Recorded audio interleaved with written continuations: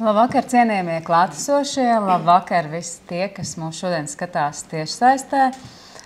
Priecājos, ka esat atraduši iespēju šodien noklausīties vēl vienu lekciju mūsu lekciju cikla ietvarā, kas norisinās izstādes vainagošanās paspārnē, un mēs runājam par dažādiem veidiem, kā varam skatīties uz vainagiem. Un šodien mēs runāsim par vainagu un arī kroņu simboliskajiem aspektiem, un par to mums pastāstīs Latvijas Nacionālā vēstures muzeja numismātikas nodaļas vadītāja Anda Ozoliņa. Lūdzu, Anda.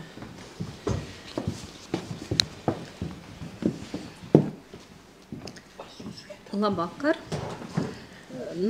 Mans piedāvājums šodien ir paskatīties tiešām uz dažiem tādiem varbūt mazāk ierastiem mūsu ikdienas dzīvē aspektiem, ko mēs varam saistīt ar vainaga un kroņa lietošanu.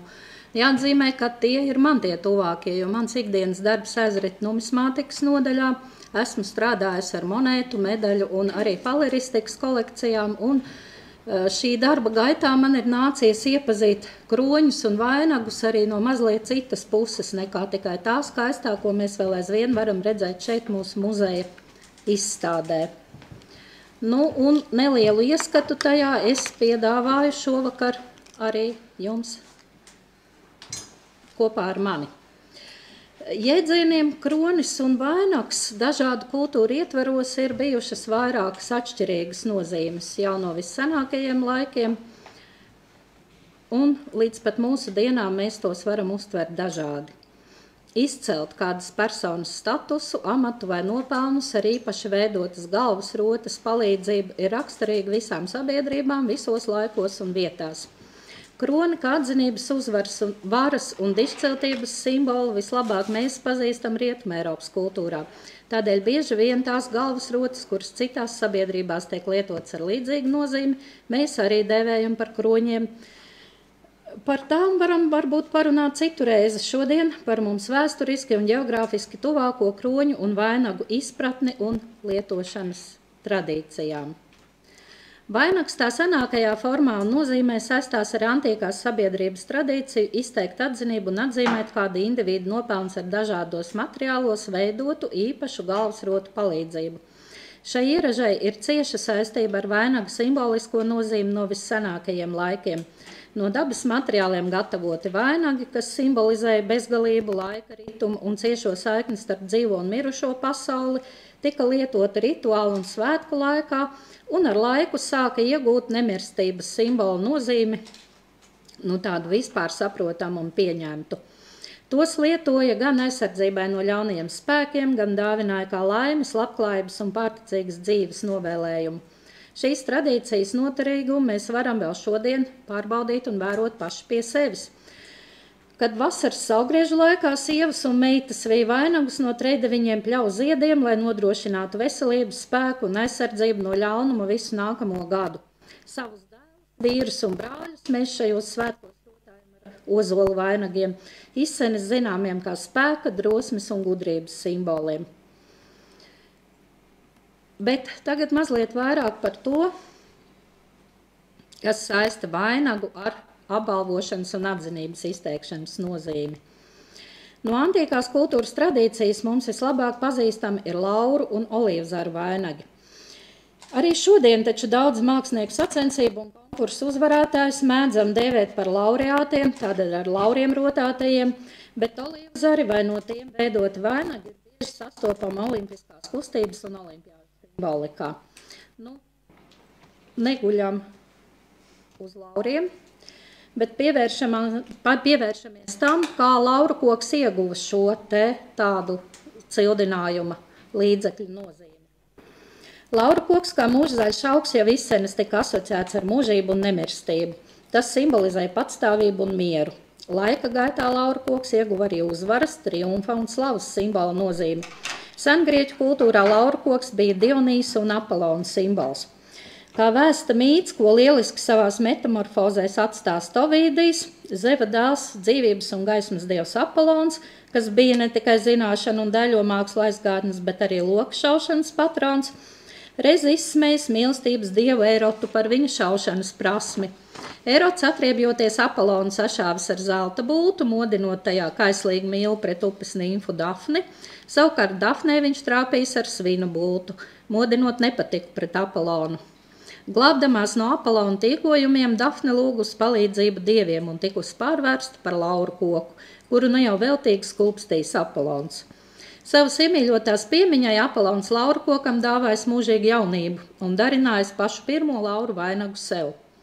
Vēlāk ar lauriem tikuši rotāti viņa aizbilstamie dzejnieki, mūziķi, dažādu radošo sacensību uzvarētāji.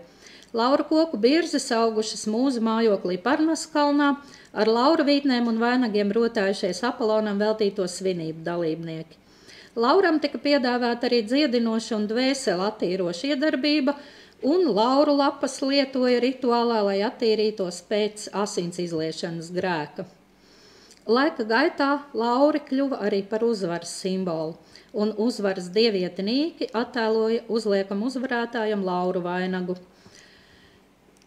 Šo seno nozīmi mums atgādināja renesanses laika mākslinieki un rakstnieki, uzsvērdami lauru vainagu kā mūzu izredzēto balvu. Izcelos tā laika dzejniekus, piemēram, Danti, mums pat grūti ir citādāk iztēloties, kā šajā brīnišķīgajā Botticelli zīmējumā, kas mums ir visiem pazīstams jau no skolas laika. Un, acīm redzot, grūti ir bijis to izdarīt arī Itālijas naudas dizaina veidotājiem, jo Dantes jubilejai veltītajā piemiņas monētā mēs viņu atkal redzam tieši tādu pašu ar lauru vainagu galvā. Otrs izplatītākais Grieķijā bija olīvzaru vainags. Lai arī antīkajā sabiedrībā vainags sākotnēji tika uztverts kā dievu un nemirstības simbols, laika gaitā tas ieguva vēl citu atzinības izteikšanas un apbalvojuma nozīmi. Tradicionāli pētnieki šo nozīmes pārēju saista ar 9. gadsimtu pirms Kristus, kad Peloponēzes pussalas ziemeļrietumu daļā, Elīdā, Alfejas upes krastā, tika rīkotas sporta spēles, kas veltītas mītiskajam varonim Pelopam. Kā vēsta leģenda, viņš bērnībā ticis sacirsts gabalos un upurēts Olimpa dieviem, bet tie viņu atdzīvinājuši. Šajās spēlēs to uzvarētāji kā pagodinājumu saņēma vainagus. Nevis, lai liktu galvā, bet lai varētu tos nolikt uz Pelopa altāra kā ziedojumu. Kad 776. gadā pirms Kristus aizsākās olimpisko spēļu tradīcija, to uzvarētāji vainagus saņēma jau kā personisku atzinības zīmi.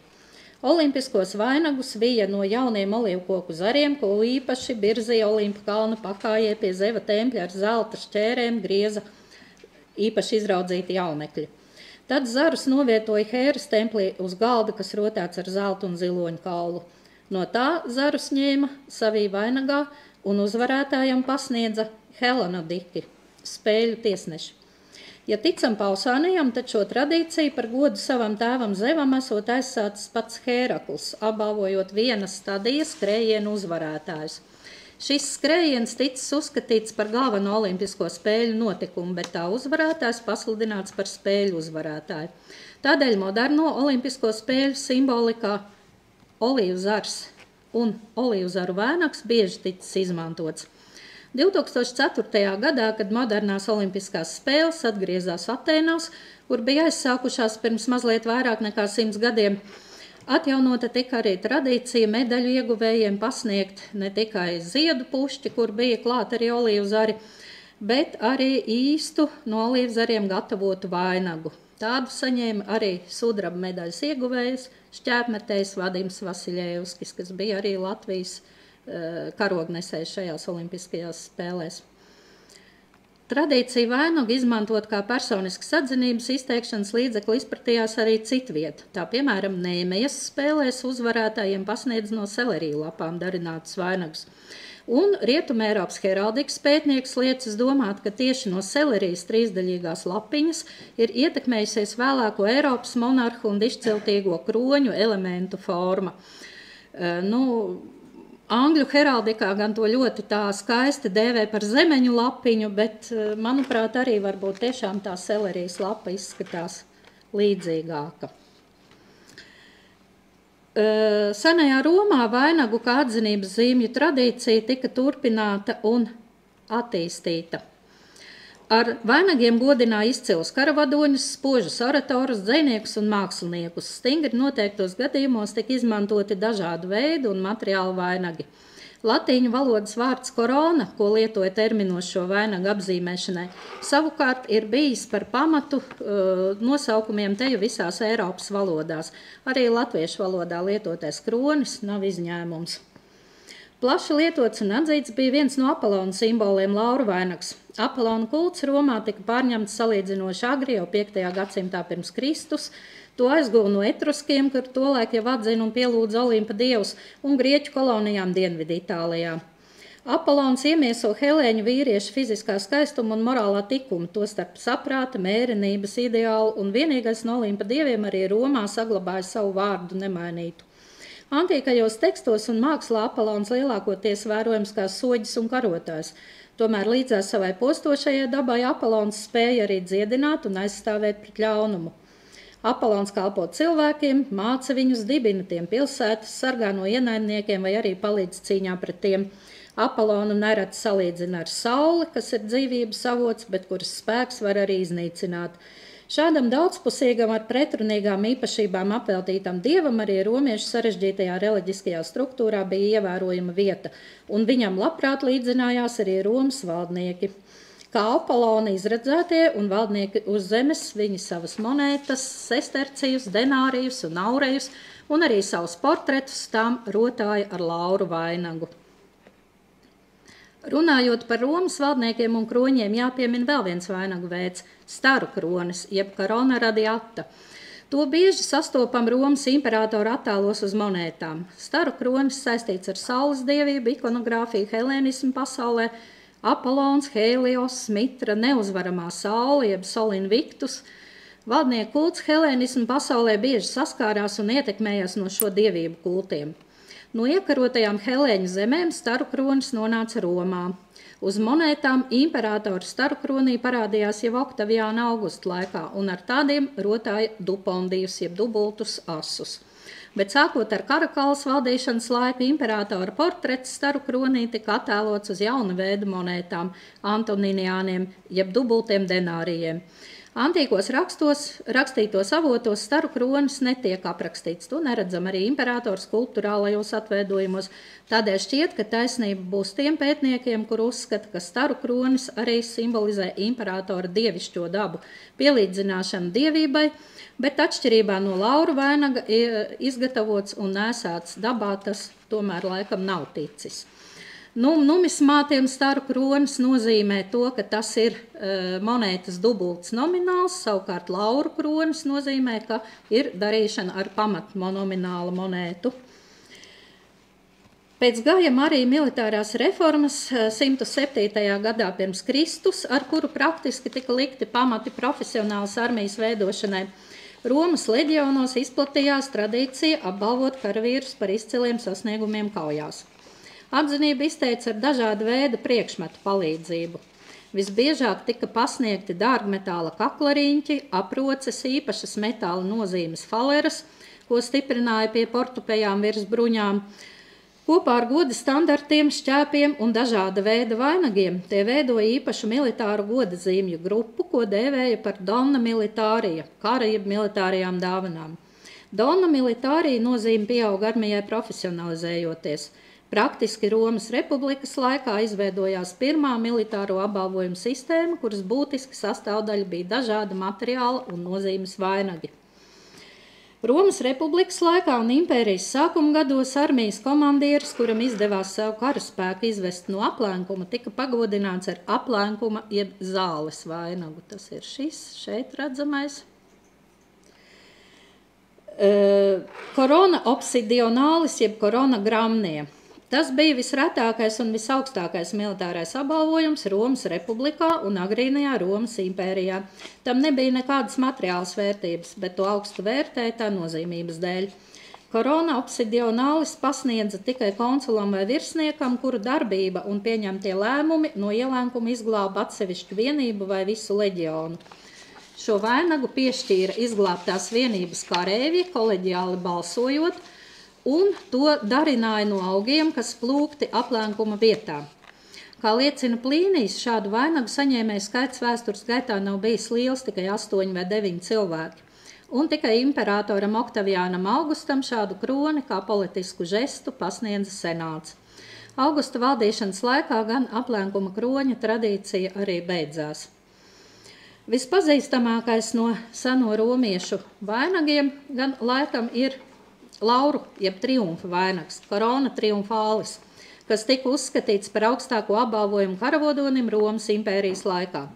To par uzvarētu karagājienu pret ārēju ienaidnieku karavadonis saņēma līdz ar tiesībām uz triumfa procesiju, un viņa pienākums bija vainagu valkāt publisku pasākumu laikā. Lauru vainags Romas impērijas laikā simbolizēja uzvaru, prieku un mieru pēc uzvarēta kara. Triumfa procesijas laikā ar lauru vainagiem rotāja ne tikai pašu triumfātoru, bet arī viņu kareivjus. Triumfātors bija jātērpjas purpurkrāsas tunikā ar uzšūtiem zeltītiem palmu zariem un tādas pašas krāsas togā ar izšūtām zelta zvaigznēm. Viņam pienācās arī ziloņkaulas cepteris ar zelta ērgli galā, un triumfa procesijas vajadzībām tika izgatavots apzeltīta metāla lauru vainags, ko procesijas laikā virs triumfātora galvas turēja verdzene, kas attēloja uzvaras dievieti Viktoriju. Rakstos minēti vēl kādi ar goda parādīšanas procesiju saistīti apbalvojumi vainagi. Korona ovālis, jeb ovāciju vainagi. Tie tikuši gatavoti no mirtēm un pasniegti karavadonim ienākot pilsētā mazajā uzvaras gājienā, ovācijā, pēc uzvaras pār mazāk cienījumiem pretiniekiem, pirātiem vai sacēlušamies vergiem. Tam, kurš kaujas laukā izglābis kāda cita Romas pilsoņa dzīvību, tika pasniegts pilsoniskais jeb civilais vainags, korona civika. Pilsoniskais vainags bija militārais apbalvojums Romas republikas un vēlāk arī Romas impērijas laikā, ko piešķīra romiešiem, tātad par līdzpilsoņu dzīvību glābšanu. To uzskatīja par otru augstāko apbalvojumu, uz kur varēja pretendēt pilsonis, aiz aplenkuma kroņa. Tas bija vainags, kas veidots no zola lapām vai zariem, kuri sapīta vainaga formā, un to piešķīra Romas pilsoņiem, tātad tikai pilsoņiem, par līdzpilsoņu glābšanu, nogalinot ienaidnieku viņu kontrolētā teritorijā. Izglābtajam pilsonim tas bija jāatzīst un jāpliecina pašam, neviena cita notikuma dalībnieka liecība nevarēja būt par pamatu apbalvošanai.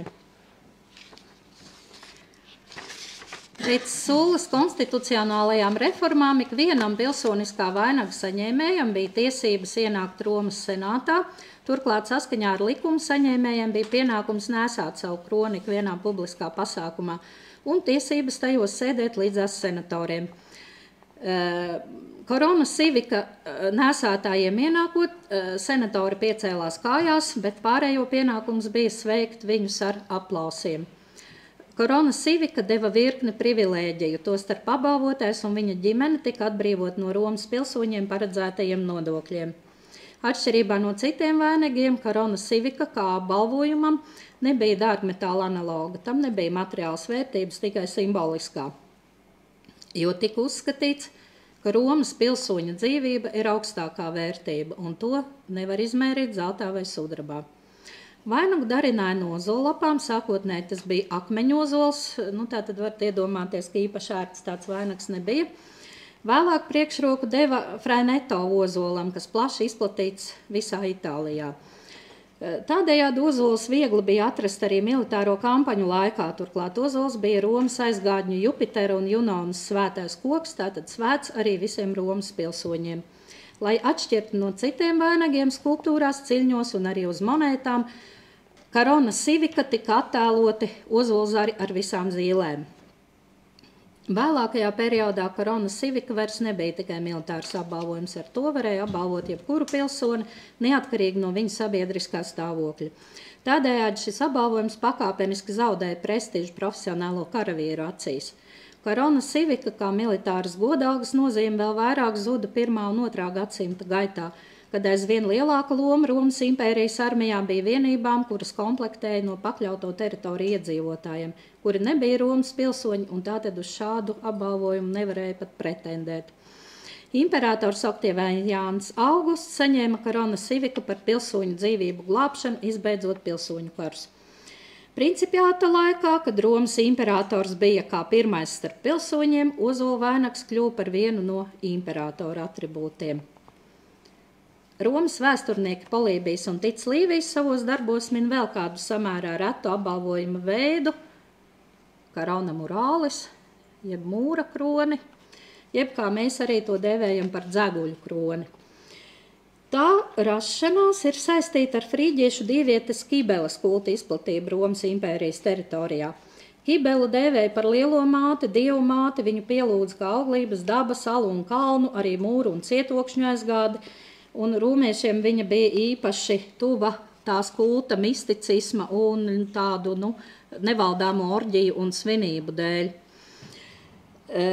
Bet nozīme šajā jomā Kibelē bija tāda, ka tradicionāli viņu attēloja ar dzeguļu kroni galvā.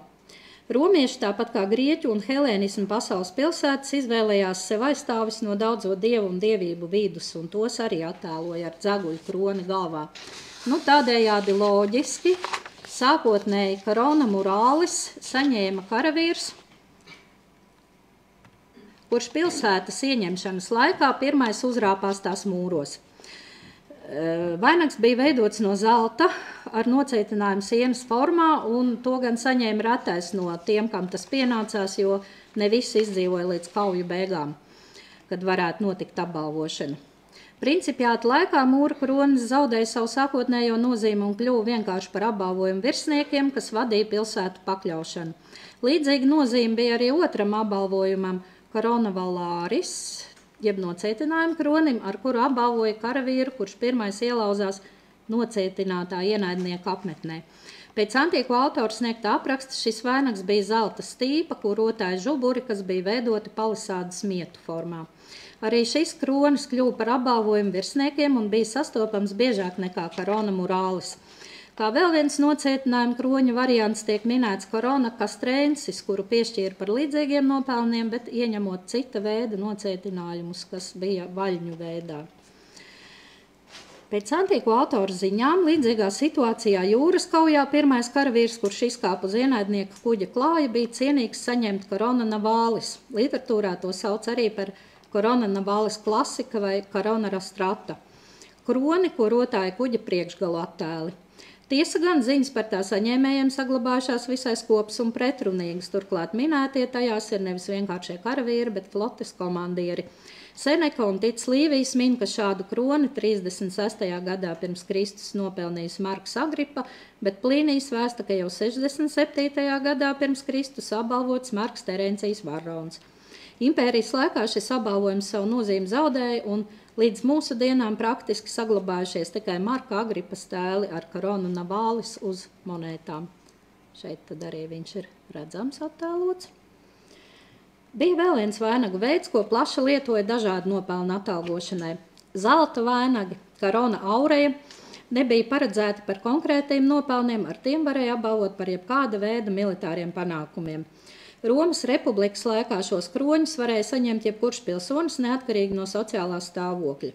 Tā laika vēstures avoti liecina, ka zelta kroņu saņēmēju vidū ir bijuši gan vienkārši kareivi, gan komandieri un tribūni. Tā kā šis apbalvojums varēja tikt piešķirts par ļoti dažādiem nopelniem, tas labi iekļāvās impērijas laika donna militārijas sistēmā kā viszemākais no vainagiem. To piešķīra kareivjiem un veterāniem, centurioni un augstāka ranga virsnieki tika apbalvoti ar Corona Valaris, retāk Corona Muralis. Zelta vainaga līdz ar citiem apbalvojumiem bieži attēlot uz tā laika kareivju kapu pieminekļiem. Tātad tie lielākie riņķi ir vainagi. Zemāk var redzēt, ka šis karavīrs ir saņēmis arī aproces šeit, un arī falēras tiek attēlotas viņa kapu piemineklī. Daļa pētnieku spriež, ka šos te vainagus piešķīra pārī pa diviem kopā, jo tos nenēsāja galvā. Viņa bija mazāka izmēra un tos stiprināja tātad šeit simetriski abās pusēs pie krūtīm. Romas impērijas laika Dona Militārija sistēma pamazām zaudēja nozīmi. 2. gadsimtā to praktiski aizstāja materiālās stimulēšanas veidi.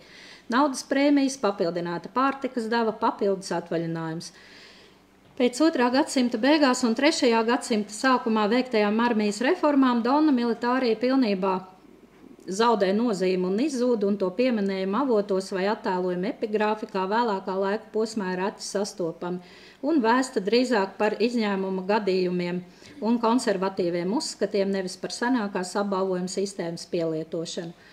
Šo apstākļu veicināja gan armijas sastāva, gan tās izvietojuma maiņa, jo kareivjiem, kuri nāca no Romas pakļauto barbaru celšu vidus un leģioniem, kas bija izvietoti ne Romā un pat ne Itālijā, bet pie impērijas robežām, protams, izpratne par Romas pilsoņiem raksturīgajiem drosmes, varonības un goda jēdzieniem bija pavisam cita, un šīs materiālās dāvanas viņiem derēja daudz labāk.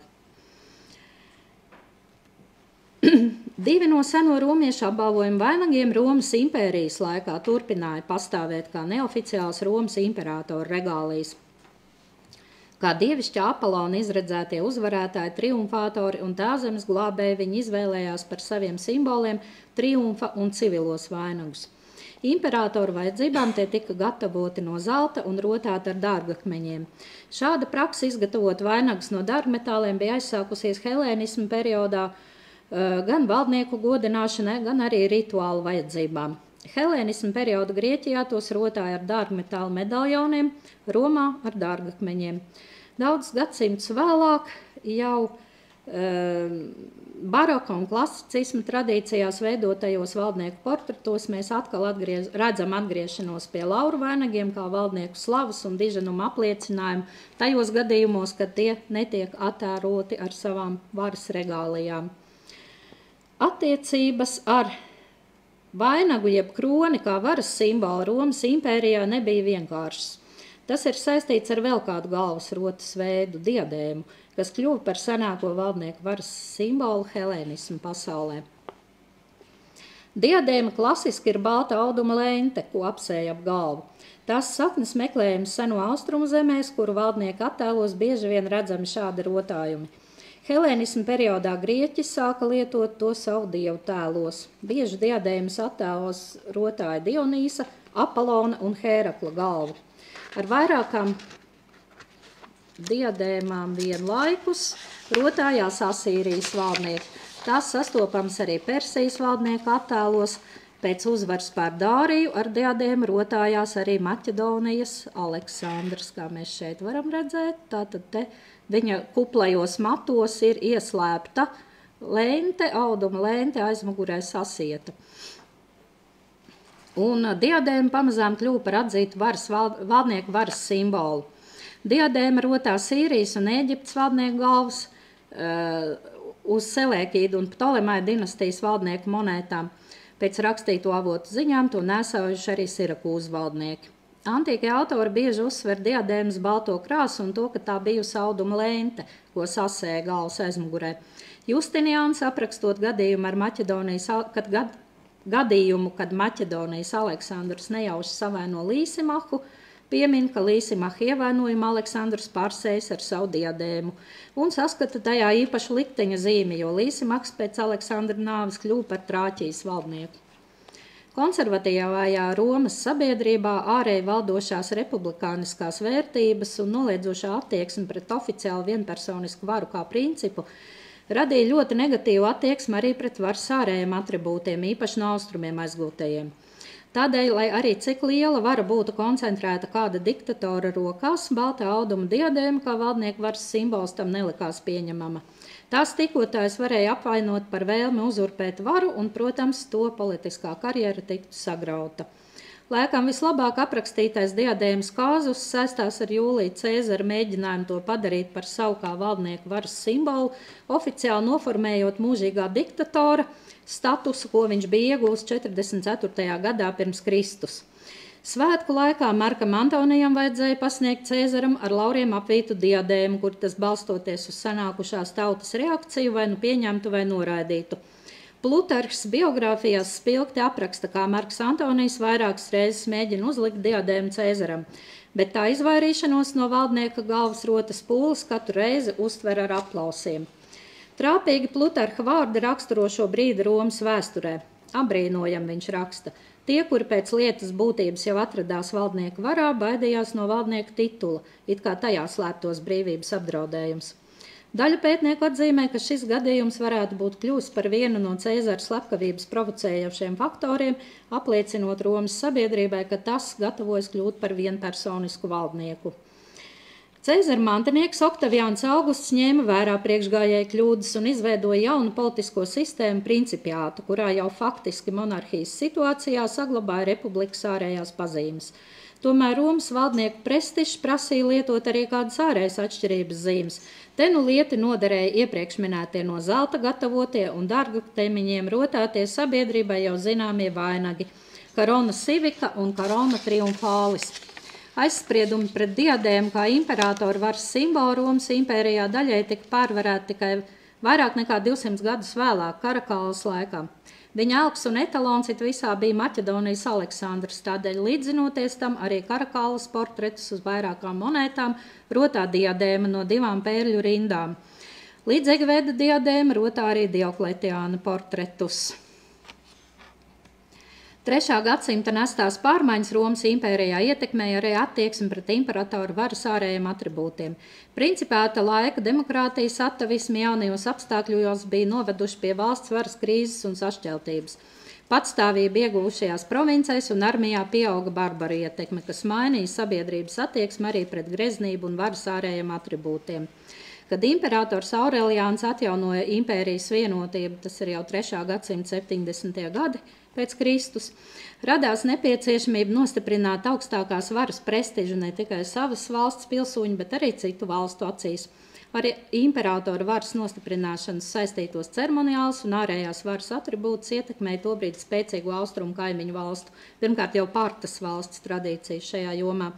Anonīma autora darbā par Romas imperatoru dzīvi un tikumiem, kuru autorību piedēvē Aurelijam Viktoram, tieši Aureliāns tiek minēts kā pirmais no romiešiem, kurš pretēji tradīcijām licis galvā zeltu un dārgakmeņiem rotātu diadēmu, un kas vēl ļaunāk ģērbies arī austrumu parauga graznos apģērbos.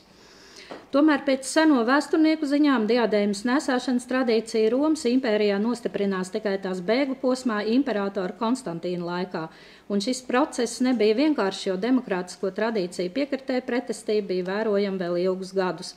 Konstantīna pēcteči diadēmu saņēma jau kā oficiālu varas apstiprinājumu savas valdīšanas sākumā, tā liekot pamatu valdnieku kronēšanas tradīcijai. Kā liecina attēlu uz dažām šā perioda valdnieku monētām, diadēma mainījusies arī vizuāli.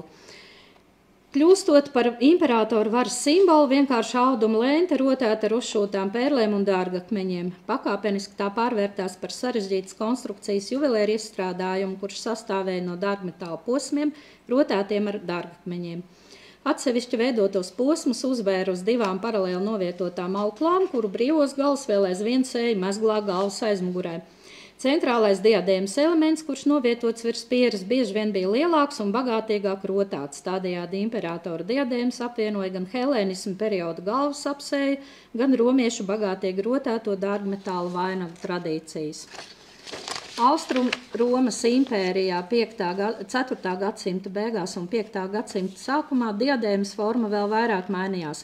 Tā kļuva par noslēgtu dārgmetāla stīpu, bet tagad jau nevajadzīgi ar pērlēm rotātie saites elementi, piekari, tika saglabāti kā simbolisks rotājums un novietoti nevairs tikai diadēmas aizmugurē, bet arī sānos. Centrālais izceltais elements pakāpeniski ieguva arkas veida izliekumu. Tā radās Bizantijas imperatora kronis stemma, kur redzam atspoguļot arī 10. un 11. gadsimta sākumu Bizantijas mākslā. 11. gadsimtā imperatora galvassagas forma mainījās, dārgmetāla stīpa kļuva stipri platāka, uz augšu paplatināta, pilnīgi aizsadzot valkātāju galvu un matus, bet saglabājot bagātīgu rotājumu centrālajā daļā un piekarus sānos. 12. gadsimtā stēma tika papildināta ar stīpai piestiprinātiem krusteniski liktiem vairākiem pērļu rotātiem lokiem, kuru krustpunktā iestiprināja krustu, un piekari sānos kļuva garāki. Ļoti līdzīga konstrukcija ir vienam no senākajiem zināmajiem kristīgo Eiropas valdnieku kronēšanas kronim, tā dēvētajam svētajam Ungārijas kronim, jeb Stefana kronim, jeb Ištvana kronim, kā to sauc ungāriski. Ar to tika kronēti Ungārijas valdnieki līdz pat 1916. gadam. Tas vienmēr ir ticis uzskatīts par Ungārijas valstiskuma simbolu. Kroņa vēsture ir dinamisma pilna un raiba līdz pat 20. gadsimtam.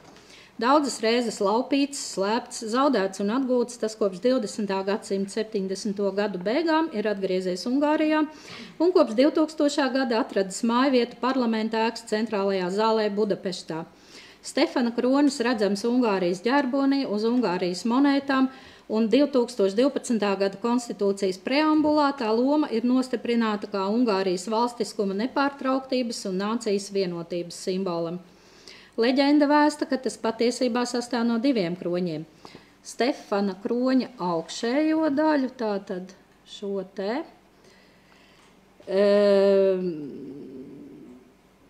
tā dēvēto latīņu kroni, veido kronis ar krustotām arkveidu plāksnēm, ar ko pāvests Silvestra II legāts 1001. gadā esot kronējis pirmo Ungārijas kristīgo valdnieku karalu Stefanu. 12. gadsimtā Stefana kronis esot apvienots ar otru kroni, tā dēvēto grieķu kroni, jeb šo te apakšējo daļu, kas ļoti izskatās pēc Bizantijas valdnieku vainaga. Šo te daļu Ungāru karalim Gēzam I esot dāvinājis imperators Mihails VII, un tas veidots kā diadēma ar sānu piekariem. Pēc apvienošanas kroni papildināja ar krusta arku savienojuma vietā, savukārt raksturīgo slīpo krusta novietojumu Stefana kronis esot iegūs kādā no slēpšanas reizēm, kad ievietots lādē un tās vāks krustu saliecis. Viduslaiku pētnieki gan vairākas lietas Stefana kronī saskatīt nevis 2 kopā savienotas relikvijas, bet viena kroņa papildināšanu un pārveidošanu laika gaitā. Tā senākā grieķiskā daļa, tātad apakšējā, tiek uzskatīta par Konstantinopolē darinātu diadēmu, kuras tēmas veido liegūs 13. gadsimta sākumā, kad papildināta ar 12. gadsimtā Rietumē Eiropā izgatavotām krustotajām markām un latīniskajiem medaljoniem. Lai nu kāda arī būtu patiesā kroņa darināšanas vēsture, tā forma kļuva par noteicošo paraugu daudzu nākamo Eiropas imperatoru kroņu izveidēja vēlākajos gadsimtos, tādējādi īstenodam impēriskās tradīcijas pārceļošanu no Bizantijas uz Rietumu Eiropu. Eiropas kultūra kristīgajā tradīcijā, kur baznīcas sankcija apliecina monarhijas varu, kad tronī kāp jauns monarhs, kroni uz jaunajiem monarhiem uzliek reliģiska amatpersonu kronēšanas ceremonijā.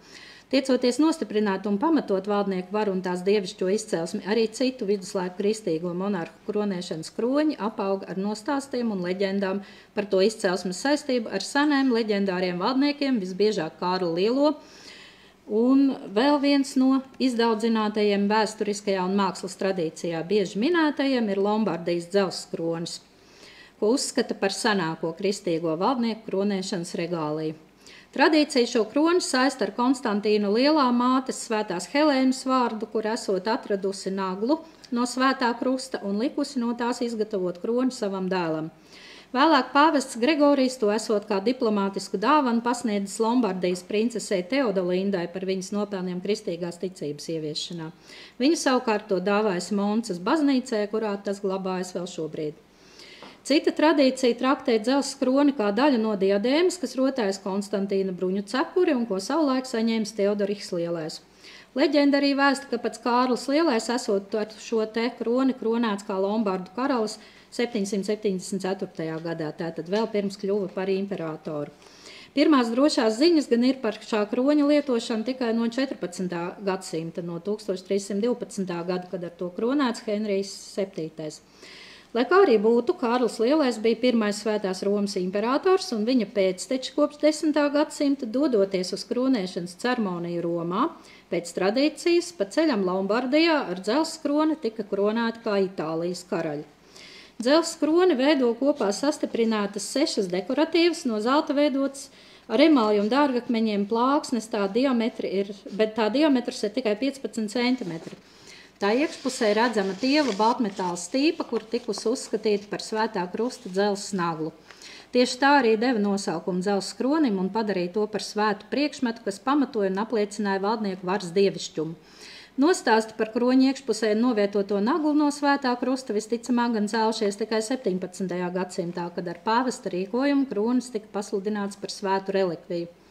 Tādēļ 1805. gada 26. maijā Milānā ceremonijā, kad tika kronēts par Itālijas karali, šo te iemūžinātu cilnī mēs redzējām pašā lekcijas sākumā, Napoleons lika galvā dzelzs kroni, tā nostiprinot savas varas dievišķo un leģitīmo izcelsmi.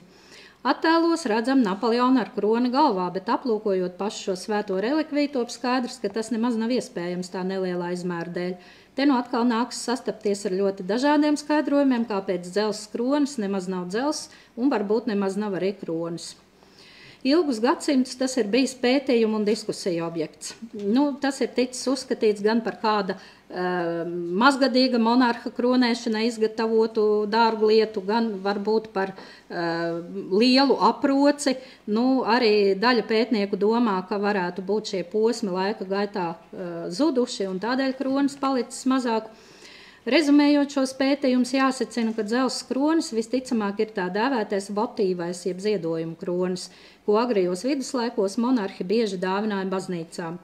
Tie parasti bija izmēros nelieli, grezni rotāti un tika papildināti ar ķēdēm, ar kuru palīdzību tos varēja pakārt virs altāra. Un spriežot pēc izgatavošanas paņēmieniem un tehnikas, dzelzs kroņa posmi tiešām savulaik varēja būt imperatora Konstantīna parāds bruņcepuru rotājošās diadēmas daļas. 1993. gadā veiktā kroņa zinātniskā izpēte ar radioaktīvā karbona datēšanas metode, pētot tā gatavošanā izmantoto vasku, apliecināja, ka senākās kroņa plāksnīšu daļas ap 500. gadu papildinātas ar jauniem rotājošiem elementiem un vēlāk Kārļa lielā laikā tikušas ik pa laikam restaurētas. Bet leģenda par Svētā Krusta naglu tiešām izrādījās tikai leģenda, jo baltmetāla stīpa kroņa iekšienē tomēr gatavota no sudraba un ne agrāk kā 13. gadsimtā un ir saistīta ar kroņa labošanas un nostiprināšanas darbiem. Starp citu, Napoleons savas kronēšanas piemiņai 1805. gadā dibināja dzelzs kroņa ordeni.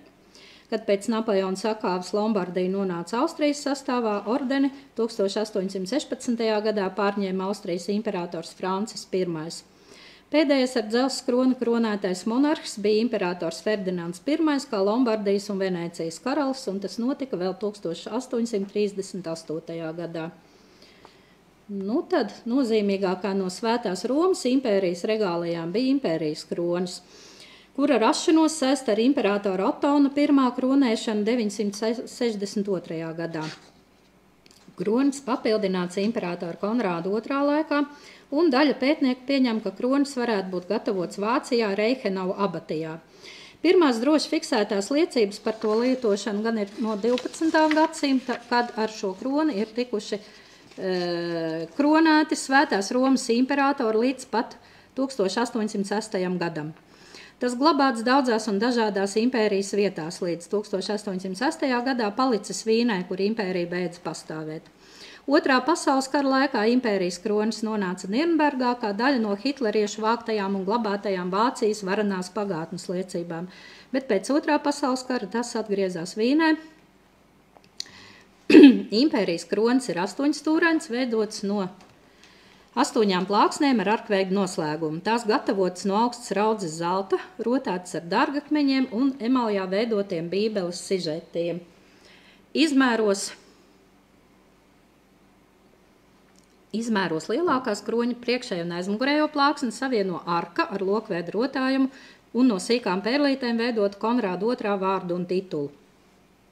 Daži pētnieki uzskata, ka šādas arkas tikušas mainītas, attēlojot katram nākamajam imperatoram raksturīgu titulu. Līdz Konrāda arka palikusi nemainīta. Plāksnes sākotnēji bijušas sastiprinātas ar zelta stienīšiem.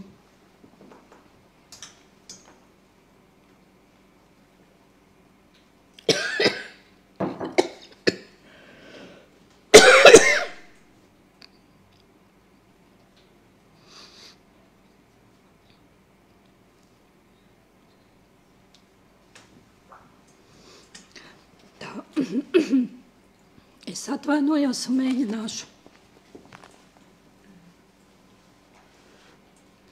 mēģināšu turpināt savu stāstījumu par vēl vienu šo te izcilo Eiropas kronēšanas regāliju.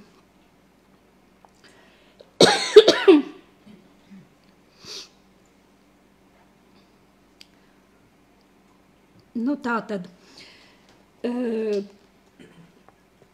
plāksnes sākotnēji ir bijušas sastiprināts ar zelta stienīšiem, un kronis bijis viegli izjaucams un pārvietojams. Vēlāk tās no iekšpuses savienotas ar divām dzelzs stīpām, un kā atsauc uz Bizantijas laika prototipu, kroņa malējās plāksnītes ir saglabājušas arī atveres piekaru iestiprināšanai. Kronis ir ticis nesāts uz mitras, tikai 17. gadsimtā tas ticis papildināts ar samta cepuri. Tā kļūstot par prototipu imperatoru kroņiem, ko tie liek galvā, pildot savus pienākumus. Mūsdienās impērijas kronim ir izgatavotas vairākas kvalitatīvas replikas. Un daudzi no jums noteikti jau ir tās redzējuši vairākās bijušās svētās impērijas pilsētās. Dažāda veida status apliecinošas galvas sagas nesāja arī zemāka ranga valdnieki, karaļi, hercogi, firsti. Turklāt bez šīm senajām kronēšanas relikvijām arī katrā monarhijā parasti bija kronis vai pat vairāki, ko katrs jaunais valdnieks lietoja kā savas varas simbolu. Šie kroņi mēdz būt daudzveidīgi, tie mazāk tiecas saglabāt atsaucas uz senumu un svētumu, bet vairāk atspoguļo valdnieka gaumi, materiālās iespējas un juvelieru meistarību. Nereti tajos tiek iekļautas īpašas relikvijas, simboliski elementi un slaveni dārgakmeņi. Laika gaitā tie sekojuši modes tendencēm un ievērojami attālinājušies no saviem vēsturiskajiem prototipiem. Arī sabiedrības attieksme pret tiem mainījusies. Daudz valstu monarhi, īpaši 20. gadsimta otrajā pusē un 21. gadsimtā, iztiek bez ikdienā lietojamiem varas atribūtiem. Senās monarhiju relikvijas atstājot vien muzejiem un dārgumu krātuvēm. Tad es piedāvāju uz dažiem no tiem paskatīties. Tātad Napoleons izgatavoja īpašu kroni sev, kuru nodēvēja par Kārļa lielā kroni. Un arī tātad sava laika estētisko gaumi ar to apliecināja. Šīs ļoti skaistais kronis ir izgatavots Dānijas karaļa Kristiāna IV vajadzībām un izcils ar to, ka ir zelta un rotāts ne tikai ar dārgakmeņiem, bet arī ar ļoti smalkām, skaistām emālijas figūriņām, tāds manierismu meistardarbs. Augusts Stiprā kronis Polijā. Augusts Stiprais kandidēja uz Polijas karaļa titulu, viņš cerēja tikt ievēlēts, bet pārliecināts viņš nebija, vai būs iespējama tradicionālā kronēšanas ceremonija, vai šīs tradicionālās kroņa dārglietas nebūs noslēpts. Tādēļ drošības dēļ pasūtīja sev kroni jau šajā te vēlēšanu procesa laikā. Šis ir kronis, kas ir izgatavots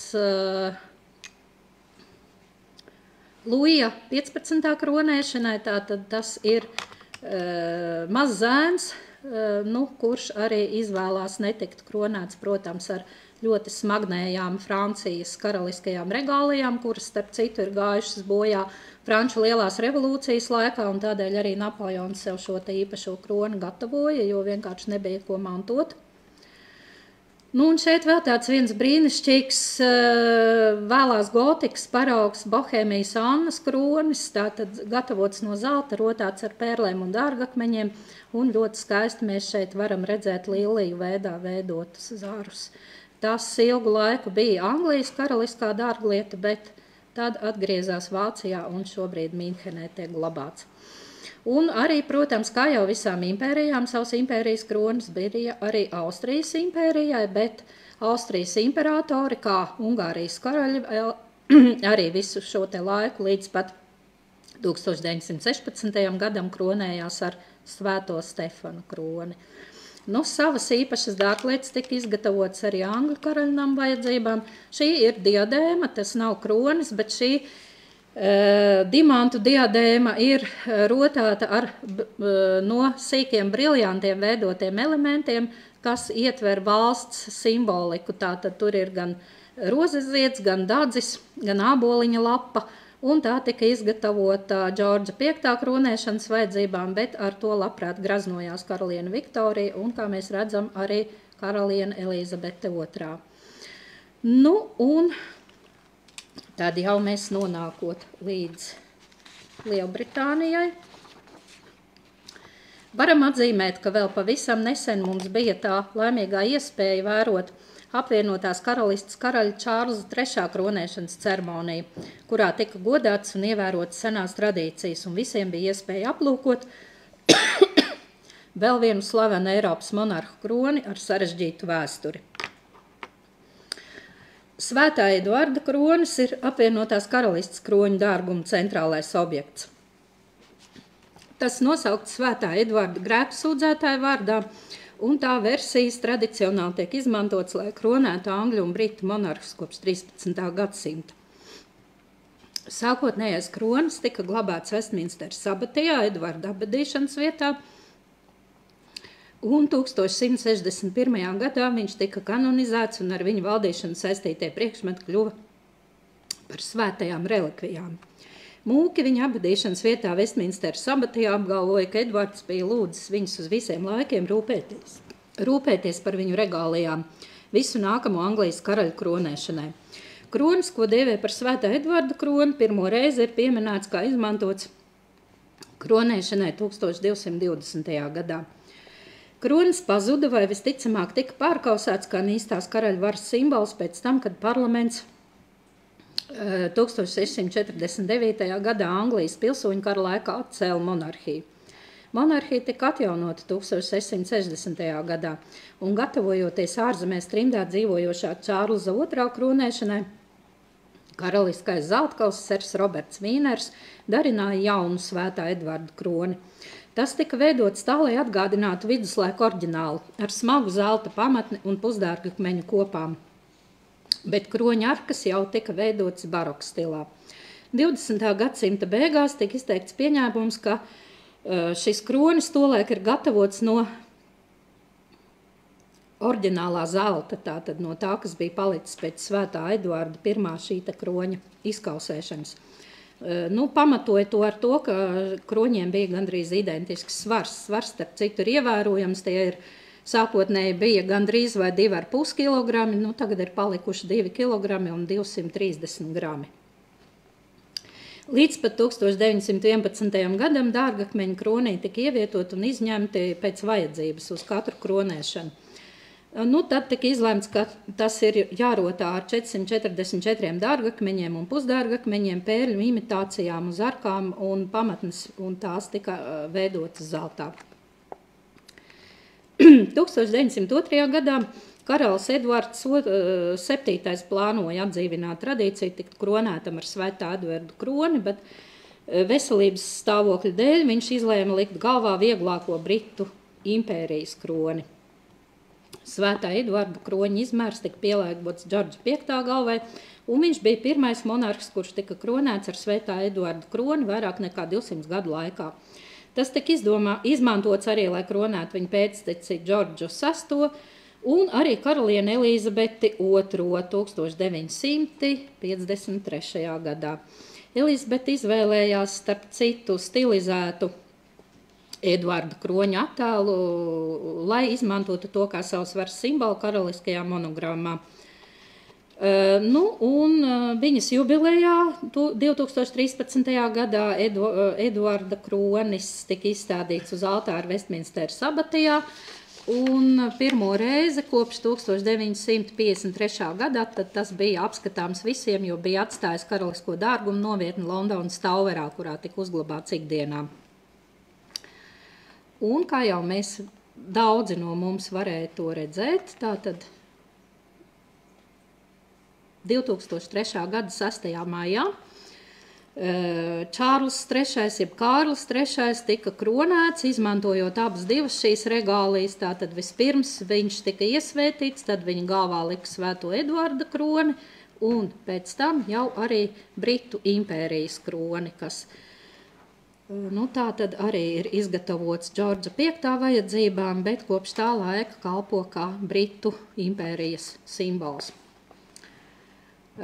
Kronēšanas dienā, kronēšanas ceremonijā piedalījās arī apvienotās karalistes pēri, augstākās aristokrātijas pārstāvi, kuriem kronēšanas brīdī pēc ceremoniāla noteikumiem galvā bija jāliek savi pēru kroņi, gluži tādi paši kā rangu kroņi, kas rotā viņu ģerboņus. Valdnieku attēlojumu ar kroni galvā sastopam jau viduslaiku tēlotājs un lietišķās mākslas darbos un manuskriptu ilustrācijās. Ar kroni galvā tēlot arī valdnieku uz viduslaiku monētām. Tomēr šā kroņa attēlojums ir vispārīgs. Uz monētām tas kalpo kā valdnieku varas atribūts, bet attēlos tad tikai ļauj karaliskās personas atšķirt no fona personām. Labākajā gadījumā ļaujot pēc galvasrotas formas laicīgos valdniekus atšķirt no garīgo valdījumu valdniekiem. Atšķirības kroņa attēlojumā rodas vēlāk un īpaši attīstās līdz ar ģērboņu veidošanas principu tālāk izstrādi heraldikā. Kopš 16. gadsimta heraldikā tika ieviesta kroņu grafiskā atveidojuma sistēma, kas feodālo rangu vai titulu ļāva nolasīt pēc ģerbonī attēlotā kroņa veida. Līdz tam rangu apzīmēja ar vienu vai vairākām ķiverēm virs vairoga. Jauno sistēmu sākotnēji lietoja, lai karalisko personu ģerboņus atšķirt no mužniecības ģerboņiem. Kroņi heraldikā tika attēloti kā abstrakcijas, dekoratīvu veidoli, kāda dabā nav sastopama. Izņēmums ir tieši šie te Lielbritānijas heraldikā sastopamie pēru rangu kroņi, kur ir gluži tādi paši kā tie, ko augstākās aristokrātijas pārstāvi lieto ceremonijās. Monarhu kroņi vairumā gadījumu heraldikā tiek attēloti kā pildīti, tātad ar purpura samta cepuru iekšdaļā. Pārējo rangu kroņi dažādās valstīs tika veidoti pēc atšķirīgiem principiem. Rangu tabulas pilnībā pabeidz veidot tikai 19. gadsimta vidū, un īpaši nozīme tās ieguva Vācijas zemēs, kur bija ļoti daudz mazu valstiņu, sarežģītas dinastijas struktūras, dažādas zemes kungu tituli un to gradācijas. Ideālajā variantā izglītotam mužniekam vajadzēja spēt nolasīt personas rangu pēc kroņa tās ģerbonī. Tā viņš varētu saprast, vai tam darīšana ar valdošās vai nevaldošās dzimtas, pirmdzimto vai jaunāko atvasi un tam līdzīgi. Līdzīgi kā kartu hierarkijas struktūra, katras zemes heraldikā šīs rangu tabulas bija atšķirīgas, un pat Vācijas rūpīgi strukturētajā heraldikā to principi nevienmēr tika ievēroti. Tā kā heraldikas pētniekiem nāks rēķināties ar šiem īpašajiem gadījumiem, kad, piemēram, Nīderlandes karaļa kroņa atveidā nav tur pēc ranga paredzētās samta cepuras, vai Šamburgas lipes firsta ģērbonis tiek rotāts ar hercoga kroni. Pavisam radikāls atkāps no šiem principiem bija Napoleona laika Francijā, kur tika atstāts tikai viens kronis pašam imperatoram, bet pārējā aristokrātijai rangu kroņi tika nomainīti pret heraldiskajām cepurēm, kurās hierarhiju atspoguļoja ar pievienotām dažādām kažokādām un spalvām. 19. gadsimtā atzīmē arī mums jau pazīstamais dzeguļu kronis kā pilsētas simbols.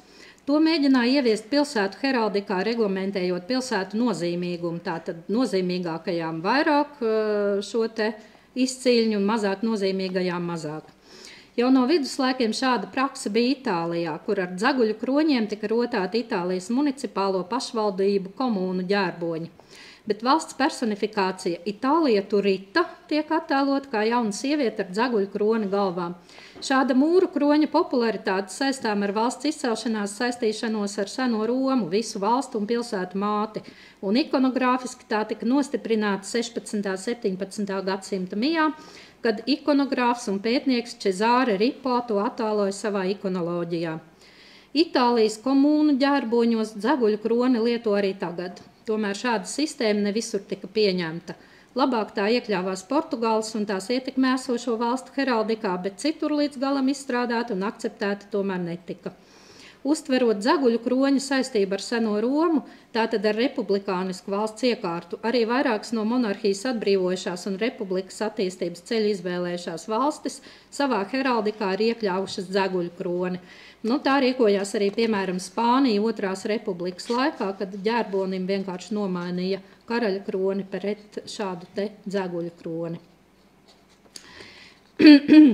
Tad ātrāk vai lēnāk un sarežģītāk vai interesantāk vai tāpat pavisam ātriem soļiem esam tikuši cauri Eiropas vēsturē, kas saistīta ar kroņa lomu kā atzinības, varas un dišciltības izteikšanas līdzekli. Un esam nokļuvuši Latvijā. Par to, ka esam saglabājuši ciešu saikni ar vainaga senāko nozīmi un simboliku, mēs runājām jau pašā sarunas sākumā. Tomēr laika gaitā Latvijas teritorijā iedzīvotāji sastapās arī ar kroni kā varas un dišciltības simbolu. Ilgus gadsimtus kronis visvairāk asociējās ar valsti un varu. No vācu valodas aizgūtos ar kroni kā valsts varas simbolu saistītos vārdos tika dēvēti valsts zemes īpašumi, kroņa zeme, valsts īpašumā esošās kroņa muižas, kas parādījās jau 16. gadsimta beigās un attīstījās 17. gadsimtā. Nonākot armijā vai cietumā, cilvēks tika kroņa maizē.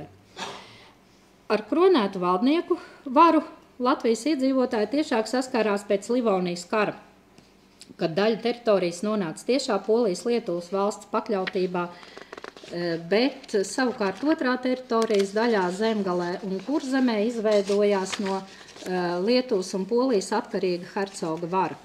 Kurzemes un Zemgales hercogi, tātad šeit ir Polijas mūsu valdnieki ar saviem kroņiem un savām regālijām, tādus tiešām varēja ieraudzīt arī šeit Latvijā tajā laikā, jo šīs monētas visas ir bijušas kādreiz apgrozībā šeit pie mums. Kurzemes un Zemgales hercogi savos ģērboņos lietoja hercoga titulu apzīmējošos ranga kroņus, kas veidoti atbilstoši laikmetu tradīcijām. Tas bija laiks, kad heraldikā nostiprinājās jaunā tradīcija dišciltības rangus attēlot ar kroņu palīdzību. Imants Lansmanis, kurš vispamatīgāk ir pētījis Latvijas heraldikas jautājumus, ir noskaidrojis, ka 1642. gadā sastādītajā Kurzemes ģērboņu krājumā hercoga Frīdriha ģērbonis vēl pēc vecā parauga rotāts ar 3 ķiverēm, bet viņa dēla hercoga Jēkaba ģērbonis attēlots jau modernajā formā. Vainagu pārsedz hercoga kronis. Kurzemes prinča Frīdriha Kazimira karogos, kas darināti 1672. un 73. gadā viņa komandētajiem pulkiem Holandas armijā, redzams hercogistes ģērbonis tam laikam ļoti modernā variantā ar firsta kroni, kurš savukārt vainago hercoga purpura mantiju. Vēlāk jau Bīronu dinastijas hercoga ģērboņa attēlojumos lietojuši gan vācu firstu cepuri ar sarmuļānas apmali, gan arī firstu kroni ar stīpu. Nonākot Zviedrijas varā, vidzemē parādījās Zviedrijas valsts ģērbonis 3 zelta kroņi. Ikonogrāfiski kristīgajā tradīcijā 3 kroņus saista ar 3 austrumu ķēniņiem, kuri sekojot Ziemassvētku zvaigznes gaismai ar dāvanām devušies apraudzīt jaundzimušo Kristus bērniņu. 3 kroņi tiek traktēti arī kā svētās trīsvienības simbols. Tomēr par to, kā tiek kļuvuši par atpazīstamāko Zviedrijas simbolu, līdz pat šim brīdim vienprātības nav. Tiek uzskatīts, ka 3 kroņi attēlo 3 kronētas dievības pagānu templī Upsalā, vai arī, ka tie simbolizē 3 Skandināvijas karaļvalstu savienību vēlajos viduslaikos, vai arī senās teritorijas Oplandē, kuru privilēģija bija ievēlēt Zviedru karali. 3 kroņi bija attēloti arī uz vara monētām, kurās algu saņēma Latvijas teritorijā izvietotie Gustava II Ādolfa Zviedru karavīri. Tādas monētas vēl aizvien atrodam viņa izmitināšanas vietās.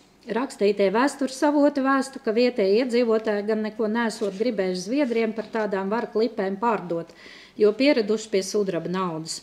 Mans kolēģis arheologs Jānis Ciglis saskatīja ļoti lielu līdzību starp kroņiem uz šīm monētām un tiem, kas rotā 17. gadsimta vidus un otrās puses Vidzemes un Latgales burbuļsaktas.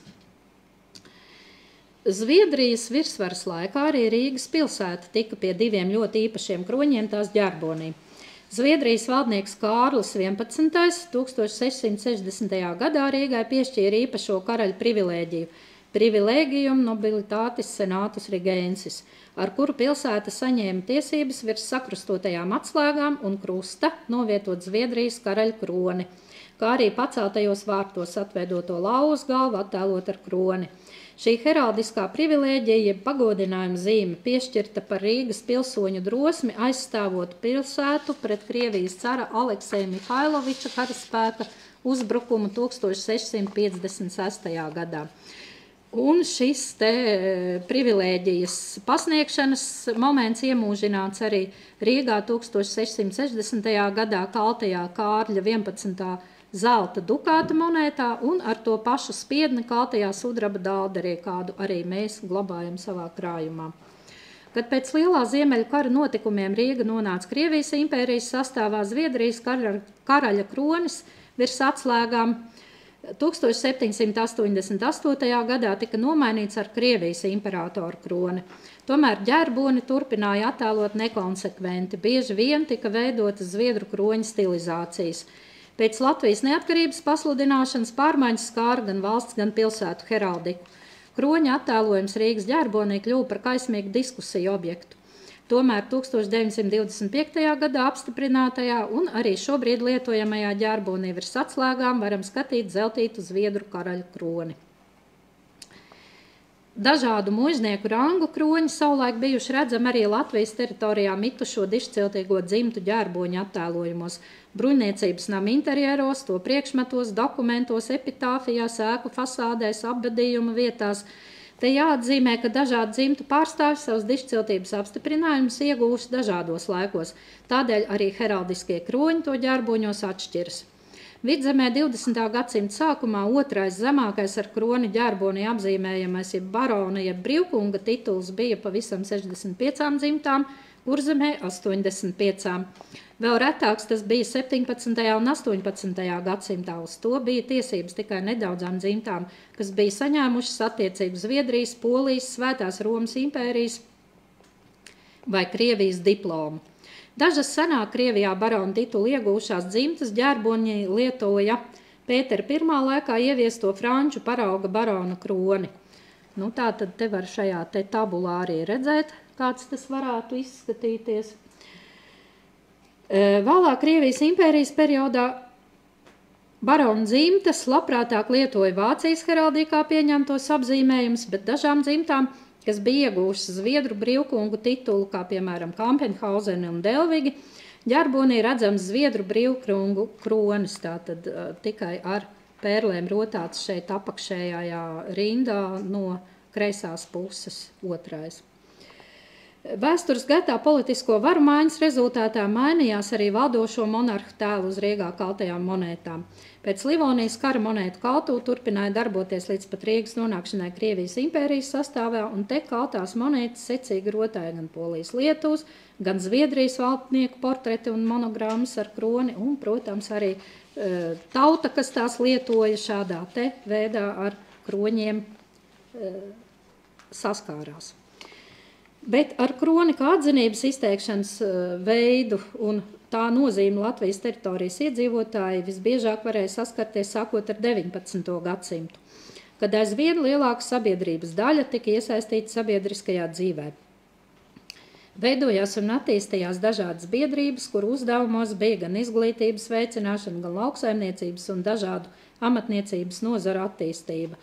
Šo attīstību sekmēja un veicināja, un ar biedrībām sadarbojās arī dažādas valsts institūcijas, kuras par šīm jomām atbildēja.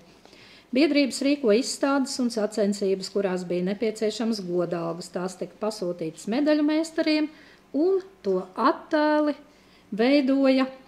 tika veidoti atbilstoši valdošajiem mākslas stiliem un sabiedrībā esošajiem priekšstatiem par dažādu tēlu un simbolu lietojumu. Lauru nozolapu vainagi, kā izcilības un visas sabiedrības labā veiktu darbu simbolu, bieži rotāja lauksaimniecības un rūpniecības izstāžu godalgas. 20. gadsimtā simbolu tradīcija turpinājās un nostiprinājās. Un šeit vēl tāda ļoti skaista Rīga ar dzeguļu kroni galvā un arī kronēti Polijas Lietuvas valdnieku ģērbonis, tātad uz šīs medaļas ar savu kroni, tātad šīm te karaliskajām regālijām bija arī izveidots tas heraldiskais tēls, kādā nācās tās attēlot, un šeit zviedru kronis, tātad ģērbonis ar 3 kroņiem un virs tā zviedru karaļa kronis redzams. Bet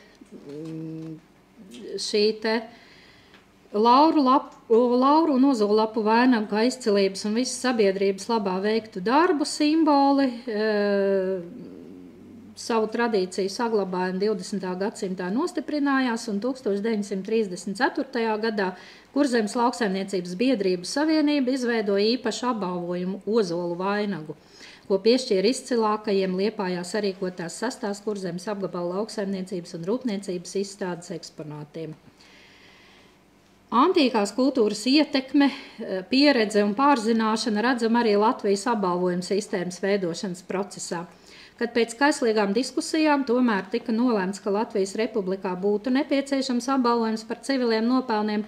Viens no sākotnējiem projektiem piedāvāja to saukt par ozolu vainagu ordeni.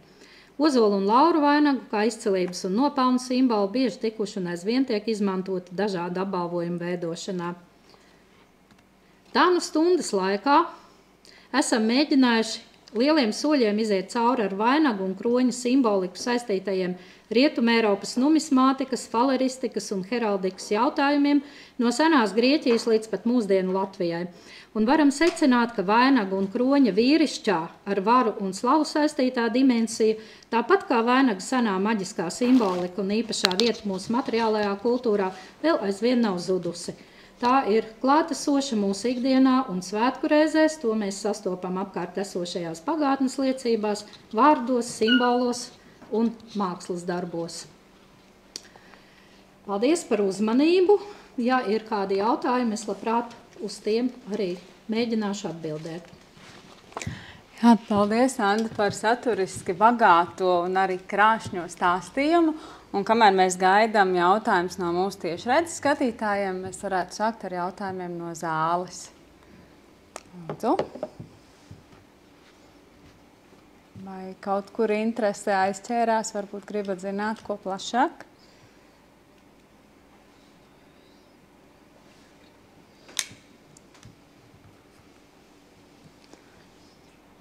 Tā arī pat labāk mūsu tiešraides skatītājiem nekādu jautājumu nav. Acīm redzot, ir ļoti bagāta viela pārdomām. Tad mēs teiksim paldies Andai ar aplausiem, un ar to šī vakara pasākums būs noslēdzies.